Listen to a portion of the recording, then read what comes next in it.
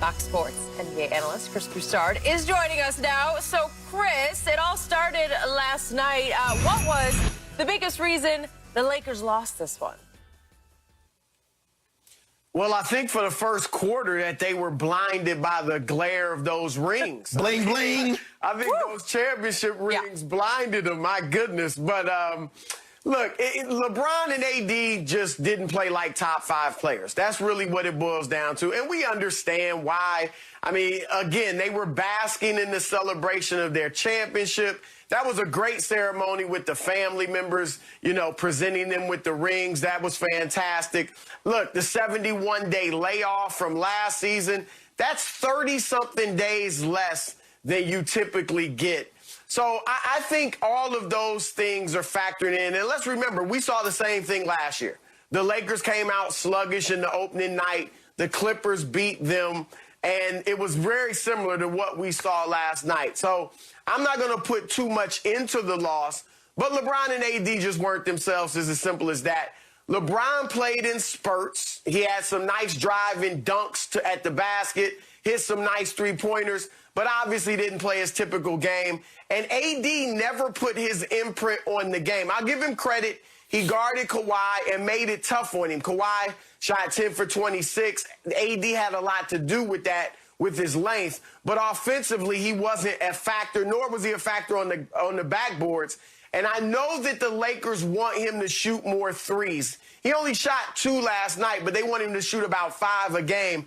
But they have to be careful not to just make AD a perimeter player. Correct. You also want to capitalize on him inside, and I don't think they did that last night. The role players were fine. Dennis Schroeder, you couldn't ask for much more. He almost had a triple-double. Montrezl Harrell gave them the same thing he gave the Clippers last year, and even Kyle Kuzma was good.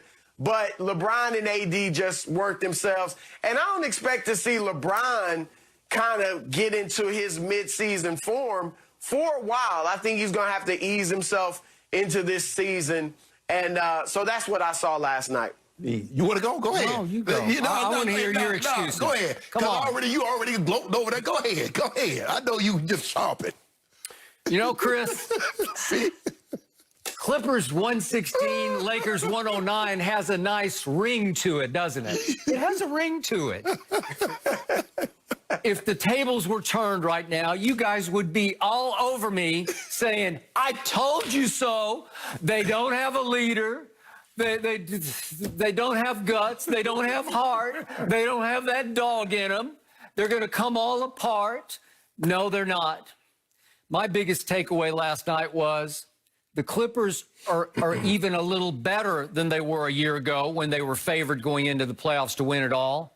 And the Lakers aren't quite as good as they were a year ago. And I will give you ring ceremonies because, as Chris knows, and the reason I made a big bet with Shannon on this game, and he gave me 4 points and the Clippers, was it's a long history in this league of parties pooped, of ring ceremonies ruined by the visiting team, because it is hard to get your mind back on suddenly, wait, we got to do it again right now? Yeah, you got to do it. And those guys have been sitting in their locker room stewing that the game started 20 minutes late because you were out there crowing about your championship rings with videos from all your family. And I loved it. I thought it was inspired. The whole ceremony, it moved me with all the family videos to introduce each ring. Yeah. It was great. It went on for a long time, and I don't think the Clippers loved it. But to me, Chris, the final irony of the night that had me laughing out loud by myself as I watched this game unfold in the third and fourth quarter was that the man who got the most scathing criticism of all the playoffs, it was leveled by this man across from me, was at playoff P, and as Shannon called him, playoff P-E-E. And what did playoff P do to Shannon Sharp's bet yesterday? He P-E-E'd all over your bet. You did? He got you 4K. He got you back. He said, watch this, Mr. Sharp. And he just flat out took the game over. The Clippers had taken the game over in the first quarter. I thought it was a tour de force by the Clippers, in part because the Lakers weren't ready to play. But then all of a sudden, right on schedule, it looked like Clippers versus Denver in games 5, 6, and 7, when they were up, as you know, 15 and then 19 and then 12. It looked like last night they were up 22 late in the first quarter, and then all of a sudden they lost it. They missed 12 out of 13 shots, and I thought, uh-oh, microcosm of last year, here we go again. They lost the lead all the way down to 2 at halftime, and then something happened at halftime with the Clippers. Somebody said something about not again, not this time, and as Kawhi said after the game, we played with more pride tonight. We just kept sharing the basketball the way we should, and in the end, we had each other's back, and we all stayed positive. That was a shot at Montrez, a new Laker, because they viewed Montrez as the malcontent who tore them apart internally. Why are you taking a shot at Trez? He's not in your locker room. The difference is, Skip. He's not, and that's the point. The difference is that last night when you missed those 12 or 13 shots, the Nuggets didn't go cold with you. They made shots. And then once they got the lead, you folded like a lawn chair.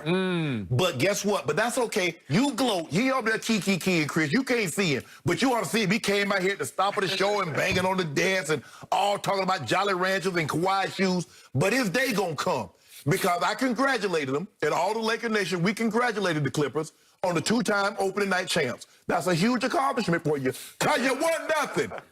But your day coming, Skip Bayless. Now, I want you to have that same energy in about 5 months. Well, I hope Marc Gasol has some energy, because he looked like a glacier last night. He looked like a liability. There's no Dwight, there's no JaVale, but there is a Marc Gasol who went 0 of 0 last night and got in early foul trouble. Well, Skip, he's going to have to get, Chris, he's going to have to get himself in shape, because he was a step, first of all, when you're his age and his size, you can ill afford to be a step slow. You need to be a step early. And because he was a step slow, he got himself into foul trouble on Serge Ibaka and a few of the other guys. But that's okay. In a month, 1 month from today, watch how we look in January.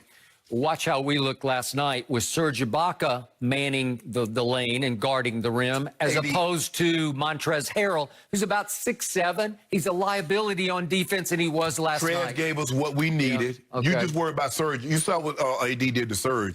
Put him in the blender and took him to the house and dunked, don't he? Yeah, one time he did, but that was the only one time, because AD was having a hard time scoring at the basket. They doubled him. Huh? They came and doubled him. There's Serge, and there's Zoo, and now there's Nicholas Batum, who's 6'9" and long 6'9", and has high basketball IQ.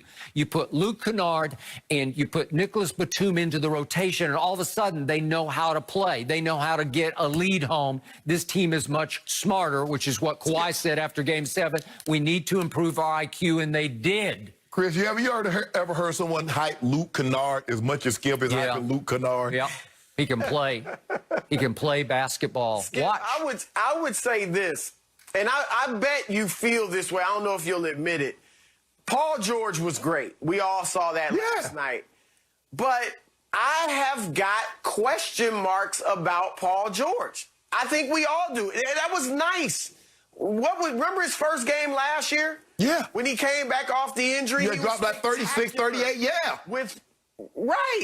With what we saw happen in the playoffs and what we've seen happen in playoffs recently with him, whether it was in Oklahoma City or obviously last year with the Clippers, I'm not sure I can count on him as my second guy. I like him. He's capable, but we've seen too much recently to know if he can get it done basically every game in the playoffs. Not going to have 30 points. But can I count on you for a solid 22 every night in the playoffs as Kawhi's second guy? I'm not so sure, and one regular season game is not going to convince me. Okay, I give you this. Paul George is nothing but a complimentary star, but he's also an all-star. He's also capable of making first-team all-defense. Yeah. Last night, the stat was that as a primary defender on different Lakers, they shot a combined 1 for 8 against Paul George. So he's playing high-level defense as well as scoring the ball on offense. Get in shape. And, Chris, this is what should horrify Shannon Sharpe more than anything. My best player last night went 1 for 8 from 3, and we still won in a cakewalk. My third best player, who some nights is my second best player, Marcus Morris, was not able to play last night because of sore knees.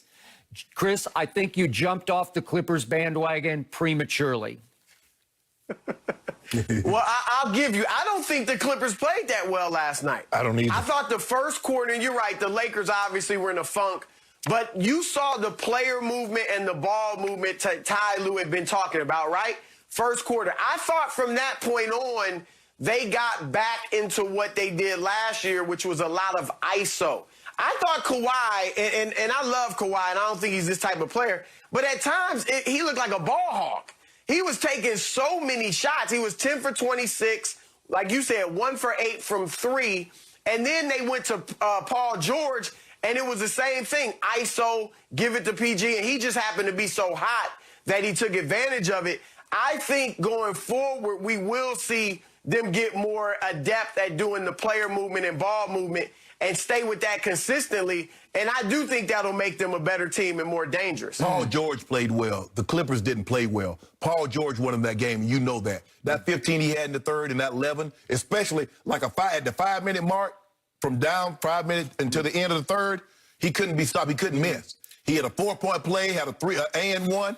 But that's okay, Skip. That's okay. I want you to keep that same energy, telling me that the Clippers are overrated and that they'll be done sooner than later. That's what you're trying to tell me. I want to hear that again all season. No, I'm trying to tell you the Lakers are not going anywhere. We're still the best in the West, and don't mess with us. We did. Well, they do have the rings to ceremony. show for it for last season.